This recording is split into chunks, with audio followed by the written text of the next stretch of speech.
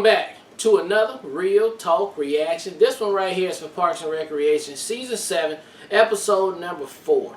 Hey, don't forget to like and subscribe. Hit the notification bell as well. Tell a friend to tell a friend.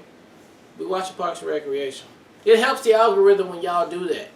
So don't stop until you get enough doing it. Helping the algorithm. It's holiday season, people. Yes. Thank you. So, just one comment. I was about to be like executive producer. That's what we've been doing all day. One comment from the last episode from an executive producer, JoJo, who says, it was so smart for them to put this conflict between Leslie and Ron into this last season because it just gives it some stakes this far in.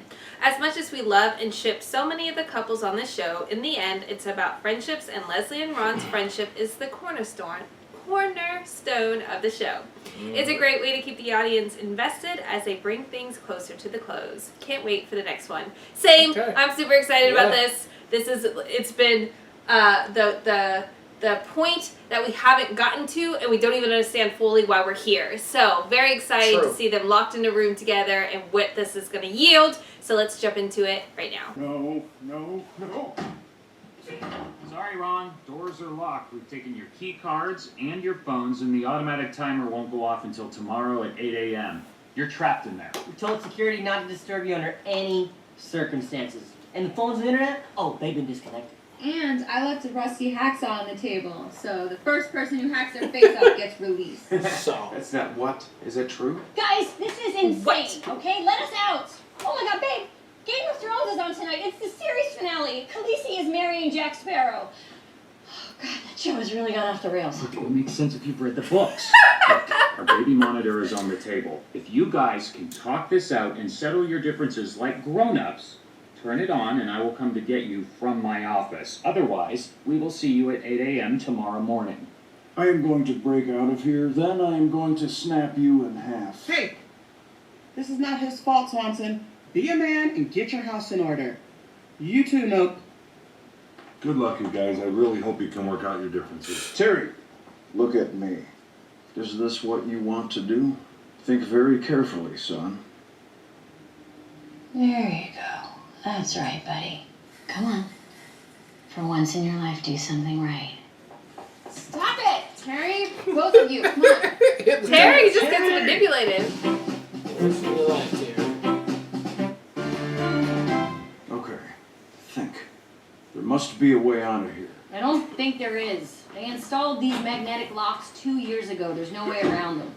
Yes, there is. I'll simply punch my fist through a window. Ron, there's security wire in there. You'll slice your arm open. I would rather bleed out than sit here and talk about my feelings for 10 hours. There is another way.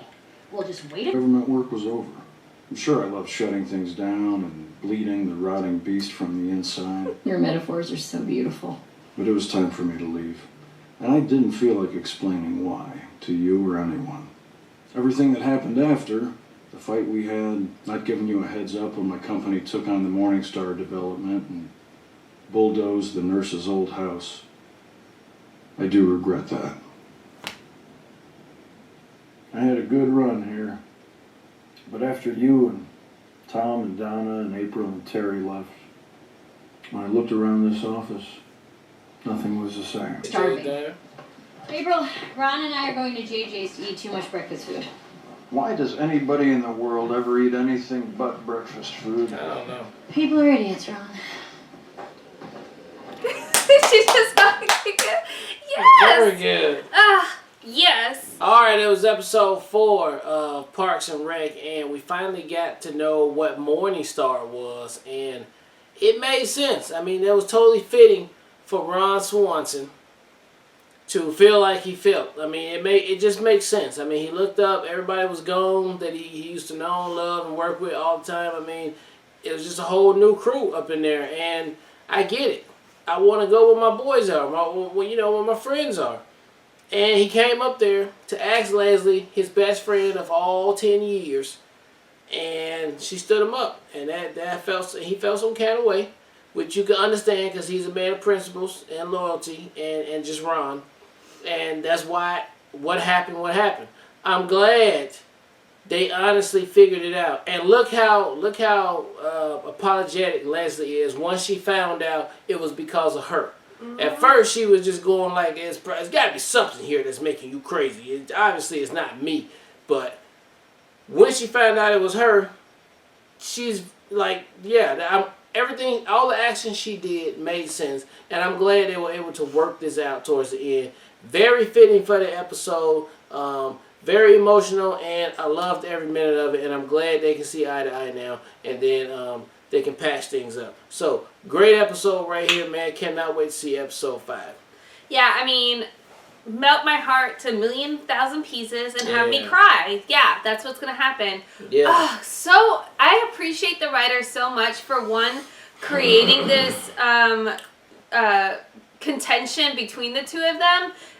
With the first 3 episodes, but having it resolved in such a way this episode, so we have the rest of the season of them being on good standings.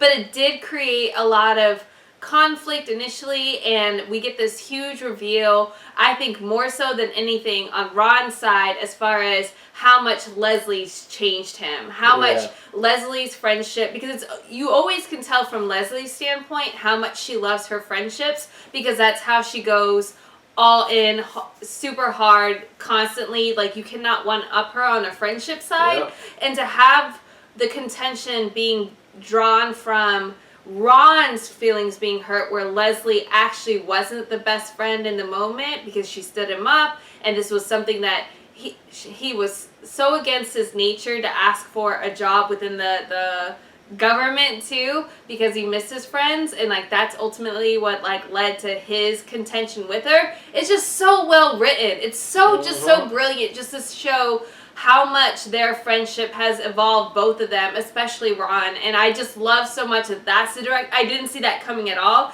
so it was a complete surprise. But the direction they went with that was brilliant. And then also to have them locked up and like to bring back the freaking grenade or whatever it's called, and have it be the balloons pop out and all that, which is so Leslie. You know she would never given him a real grenade, even though I would never have called that at all. But when it happened, it just clicked and made sense. I was like, this show cannot get anything wrong. They're so brilliant. It's so smart. So all of that just completely worked for me. It melted my heart to pieces. I'm so happy they're back to being friends, and I can't wait to see where the show goes from here. But like, this is easily one of my favorite episodes because their relationship and their friendship is so pivotal to what this show is about. So loved it so much. I couldn't have asked for anything more. I knew this episode was going to bring it, and it delivered exactly beyond what I expected. So loved it. Cannot wait for the next episode.